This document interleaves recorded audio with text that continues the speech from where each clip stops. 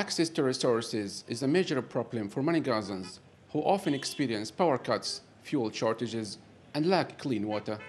Despite Israel's unilateral disengagement from Gaza in late 2005, it is still in full control of Gaza's airspace, territorial waters, and border crossings. Free access for goods and individuals is the major challenge facing Gazans, whose livelihoods have been badly affected. Since Israel imposed its siege on Gaza in June 2007, the Gaza economy has suffered a serious blow. The global boycott led by Israel on the Strip followed the election and later violent takeover by the Islamist party Hamas. Israel's 2009 military assault devastated the already weak economy and destroyed much of its infrastructure. Israel, which declared the territory as a hostile entity in September 2007, used mathematical formulas to determine the amount of goods and services allowed to enter Gaza, from canned tuna, rice, and beans to gas, wood and other materials. Broomsticks and chamomile have recently been permitted. Toys, music, books, and shampoo with conditioner have been prohibited, and the importation of pasta required the direct intervention of U.S. Secretary of State Hillary Clinton.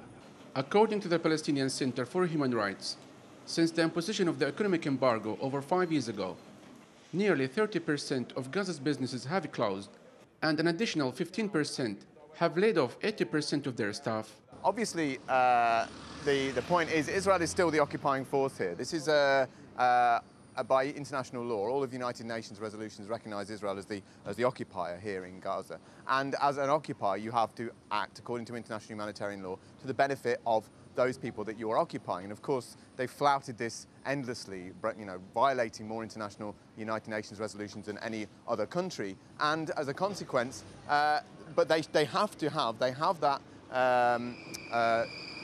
responsibility to supply goods. Now, obviously, these goods are not aid from Israel. This is goods being purchased by other countries, by the European Union, by the United Nations to deliver into Gaza, and they have been depriving illegally up to 4/5 of the necessary goods that were coming through, according to all the major human rights organisations.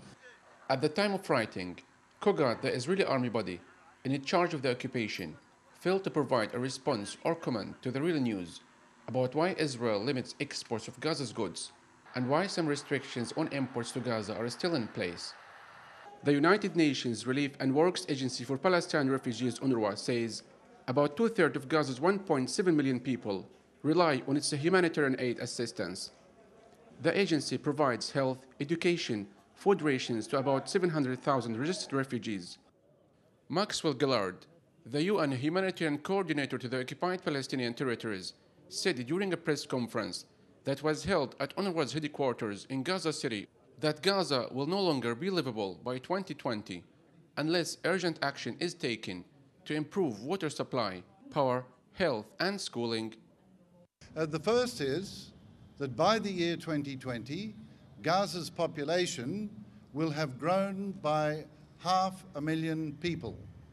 That is 500,000 more persons to be fed, to be housed, to be educated, and to be employed. And more than half of the population, both now and in 2020, more than half will be under the age of 18.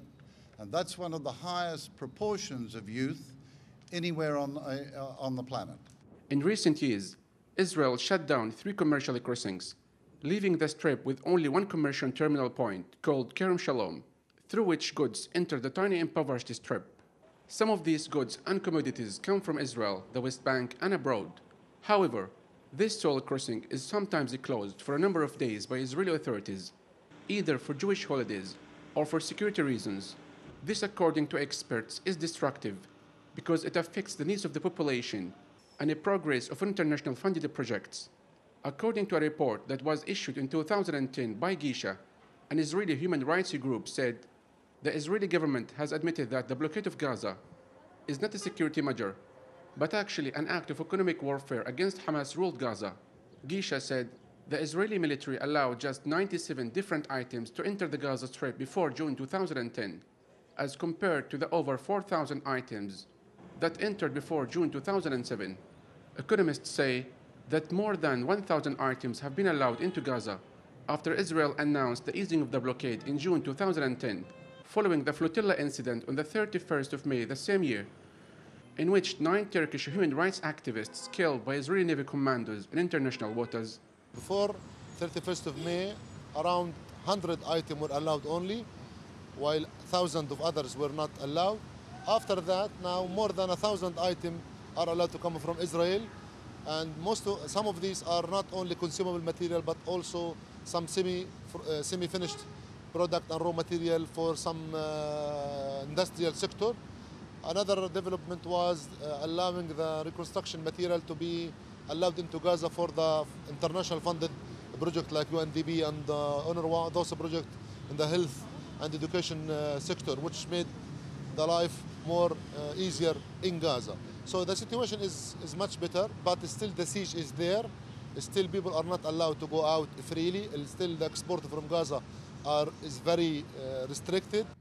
The prolonged blockade has had a disastrous impact on all aspects of life and caused unprecedented levels of poverty and unemployment. As a result, Gazans dug hundreds of underground tunnels as an urgent solution for an exceptional solution to bring in banned goods such as construction materials.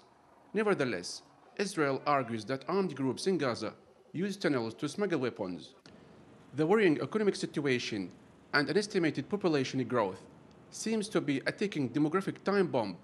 With endemic poverty and lack of opportunities haunting the population, it is both a challenge and an opportunity with implications on sustainability, urbanization, and access to health and education services, as well as youth and women empowerment. After the siege, Gaza society became dependent on the international aid. 80% of the Gazan people are receiving aid from UNRWA and from other international organizations. 40,000 of people who are working for Hamas government, they are receiving salaries. Another 50,000 employees who are working with Ramallah government, and they don't do anything in Gaza, but they still to receive their salaries. So you talk about hundreds of thousands of families are dependent on salaries and on relief assistance. The industrial sector in Gaza has been shrinking. The private sector has been destroyed by the siege and by the war.